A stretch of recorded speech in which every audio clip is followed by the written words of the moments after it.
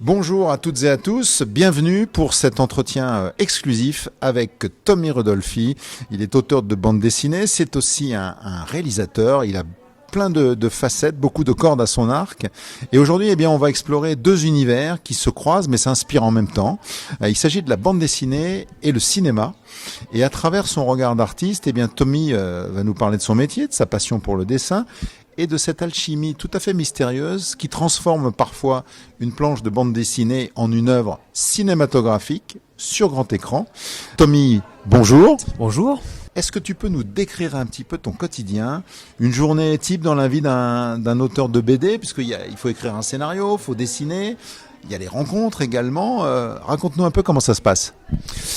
Alors j'ai vraiment la chance d'avoir en fait pas une journée vraiment type, c'est-à-dire qu'en fonction de mes deux professions, les journées peuvent être vraiment différentes. En tant qu'auteur de bande dessinée, c'est vrai que j'ai un métier plutôt solitaire, c'est-à-dire que la journée se résume à penser des histoires, à raconter des histoires, à scénariser, à découper, à dessiner, à coloriser. Mais voilà, c'est un métier très solitaire. Sauf quand je travaille avec des scénaristes, où là l'échange est plus... j'intègre, je vais dire, peut-être une deuxième personne dans mon univers. Quand je travaille sur des films, alors là c'est vraiment une toute autre organisation, on est constamment en relation, constamment en dialogue avec les différents chefs de poste, à savoir le chef opérateur, l'assistant réalisateur. Quand je travaille sur mes films, je travaille en tant que réalisateur. Mon boulot, c'est vraiment de coordonner tous ces différents corps de métier pour produire une œuvre finale qui est le film. Donc voilà, j'ai pas vraiment une journée type. C'est peut-être ça qui fait que je m'ennuie pas. Moi, ce que j'aime avant tout, c'est raconter des histoires et ensuite découvrir des moyens de les raconter, soit par le biais du crayon, de la tablette numérique, ou par le biais du film. Qu'est-ce qui t'a poussé à te lancer dans la BD ? Est-ce qu'il y a une rencontre ? Est-ce qu'il y a une œuvre en particulier ? Ou quel est le déclic qui t'a mené vers la bande dessinée ? Alors, je pense que je peux vraiment dire que c'est une rencontre. Quand j'étais en primaire, donc ça remonte déjà à loin, il y avait un auteur de livres jeunesse qui s'appelle PEF, qui est venu faire une présentation dans mon école primaire. Et là, j'ai eu une révélation, c'est-à-dire que devant moi se trouvait une personne qui fait des livres. Et là, je me suis dit, ok, ça devenait très très concret. Et je me suis dit, ok, donc il y a des vraies personnes qui agissent dans l'ombre et qui produisent des livres, qui produisent des œuvres littéraires. Pour moi, c'était vraiment abstrait. Et à partir de là, je crois que ma première passion, c'est vraiment de raconter des histoires. Peut-être avant même le dessin. Et donc ensuite, je me suis dit comment les raconter, et la bande dessinée, le dessin, ça m'a semblé être le moyen le plus facile de raconter, à savoir, on a un crayon, on a une feuille blanche, on peut s'isoler, on a tout un univers qui fourmille dans notre tête, et à partir de là, on prend cette feuille, on commence à esquisser, à dessiner des dessins qui ne sont pas forcément excellents au début, mais à force d'en faire, ils deviennent peut-être d'une qualité un peu plus évidente. Et voilà, donc j'ai grandi vraiment dans ce monde un petit peu clos à créer mes histoires. Comment est-ce que ça s'articule, cette dynamique entre auteurs, dessinateurs, coloristes, parfois comme il y a toutes les chaînes en fait d'un univers. Voilà, je suis peut-être quelqu'un qui a vraiment des affinités par rapport à tout ce qui est visuel. Et donc ça a commencé par le dessin et ensuite j'en voulais plus, je pense. Je dessinais, je faisais des albums BD, mais j'ai grandi dans un univers où j'ai été baigné de films américains dans les années 80 et 90, où là, il y avait une surabondance d'images. Et je me suis dit, il y a du son, il y a du mouvement, il y a quelque chose en plus de la bande dessinée. Et je me suis dit, bon voilà, j'ai des idées relativement précises sur les univers que j'ai envie de développer. Si j'arrive à les communiquer à une équipe, je pense qu'on peut aller encore plus loin. On peut aller plus loin que la bande dessinée. Et c'est pour ça qu'à partir je crois que c'était après mon 3e ou 4e album BD, je me suis dit, est-ce qu'il serait pas temps ? Est-ce que ce serait pas le moment de travailler avec des gens, travailler avec une équipe et commencer à faire bouger ces images ? Quels sont les défis peut-être les plus stimulants auxquels tu as été confronté dans ton métier ? C'est de se dire qu'il y a un comédien qui évolue dans un cadre. C'est la parole, c'est le son, c'est de la musique. Et pour moi, c'était vraiment un tout nouvel univers. Et pour moi, tout ça, ça a été des chamboulements émotionnels, artistiques, où je me suis dit, il est possible d'intégrer de la voix off, il est possible d'intégrer des bruits hors champ pour suggérer le hors champ, des mouvements de caméra. Pour moi, c'était presque une fiction augmentée de la bande dessinée. Et c'est ça qui m'a vraiment beaucoup plu. Voilà, ça a été mes challenges. C'est à savoir comment maintenant gérer une caméra, comment dompter une caméra, comment la faire bouger de manière appropriée. Je pense qu'on peut parler vraiment de challenge, mais presque au quotidien, quoi.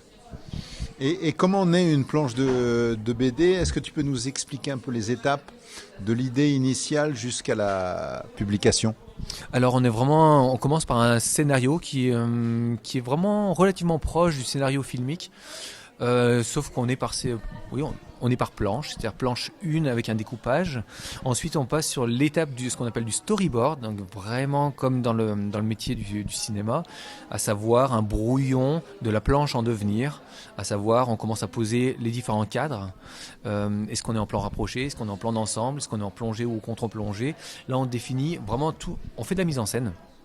Donc ça c'est vraiment l'étape que je préfère par-dessus toute, parce que c'est vraiment, là on est sur de la mise en scène.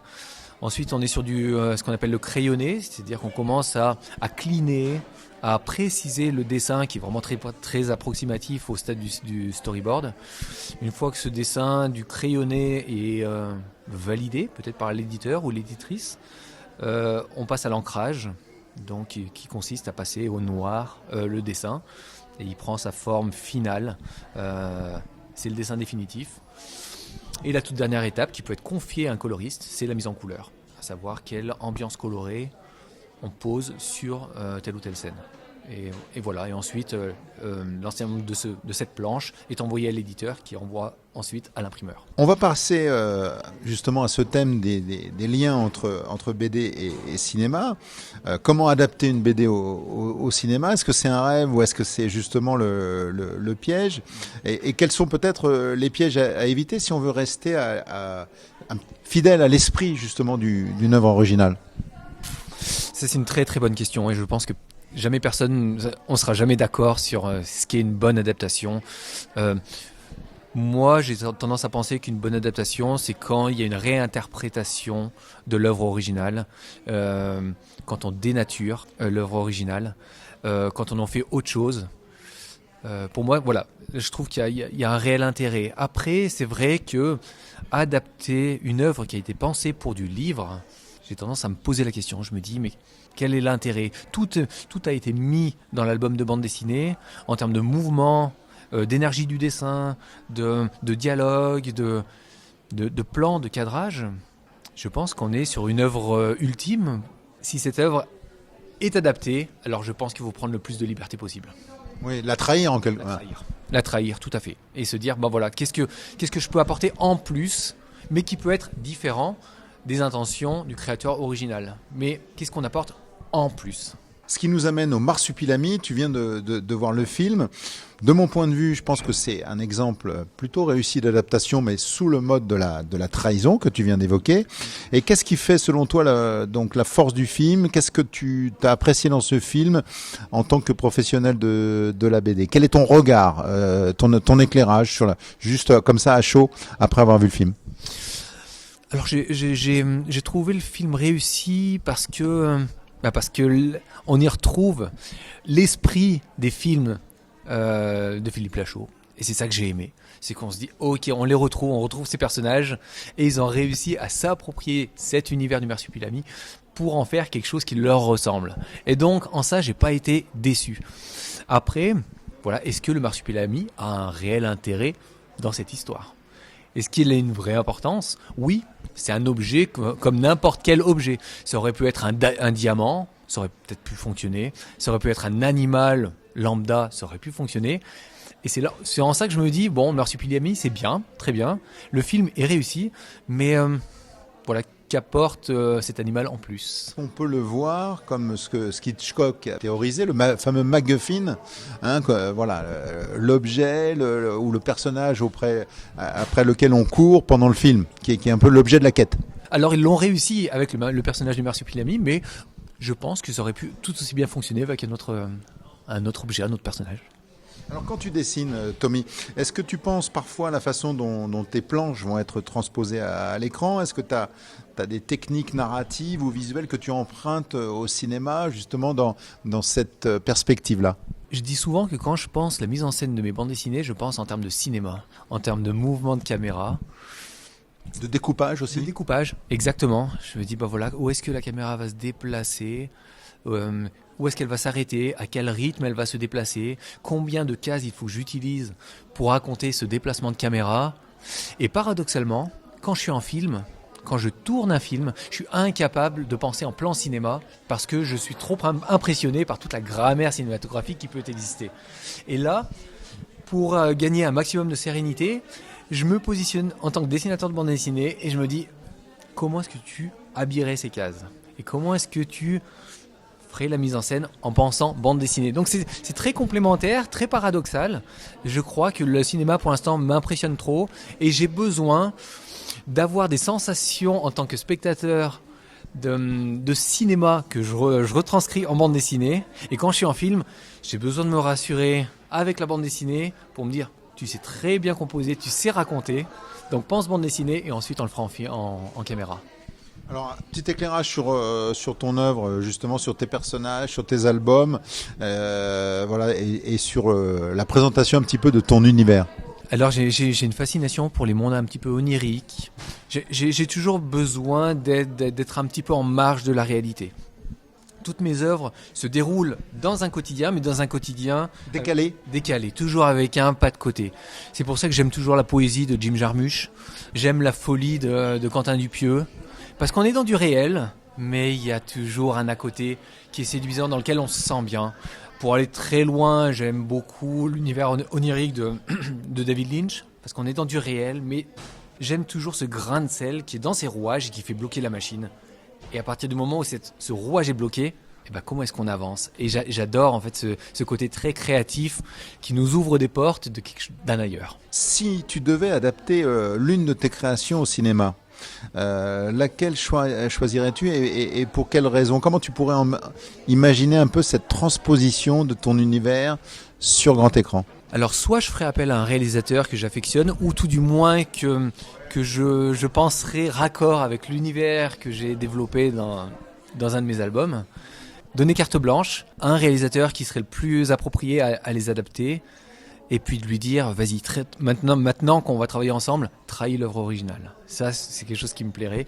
Après, si c'était à moi de refaire mes bandes dessinées sous forme de film, je pense que je laisserais passer beaucoup de temps pour avoir une certaine distance par rapport à l'œuvre créée et de me dire que quelle est maintenant ma vision de cet album avec quelques années de recul et quelle nouvelle œuvre originale je pourrais en faire. Un dernier mot peut-être, Tommy, pour les jeunes qui rêvent de se lancer dans la BD ou de passer justement courte échelle pour grand écran, on va dire. Quel conseil tu pourrais leur donner pour concilier à la fois passion et profession et métier, même si ce sont, on le sait, des métiers passion? Oui. Le conseil, je dirais, faites, créez, soyez actifs, testez des choses, n'ayez pas peur de vous tromper, expérimentez des choses, mais surtout réalisez et soyez dans le concret. Ne restez pas dans des envies, dans des fantasmes absolus où on a une image préconçue du métier de dessinateur de bande dessinée, du métier de réalisateur, mais allez au-delà, emparez-vous d'une caméra, prenez un crayon, commencez par des histoires très courtes, posez un univers et ensuite développez, si ça vous plaît, continuez et vous arriverez à quelque chose, quoi. Action. Merci beaucoup Tommy Rodolphi pour cet échange passionnant. Vous l'aurez compris, la bande dessinée et le cinéma sont deux arts qui se nourrissent l'un de l'autre et puis qui offrent des possibilités pour raconter. C'est ce que j'ai retenu aussi des histoires. Et Tommy Rodolfi, avec son regard d'artiste et son expérience, nous a rappelé à quel point ces deux univers sont riches et profondément humain. Donc pour vous qui nous écoutez, n'oubliez pas que ce soit à travers une planche de BD ou un écran de cinéma, l'important, Tommy nous l'a bien rappelé en conclusion, c'est de continuer à rêver, à créer et à partager ces histoires, des histoires qui vont pouvoir nous rassembler. Merci beaucoup, Tommy. Merci infiniment.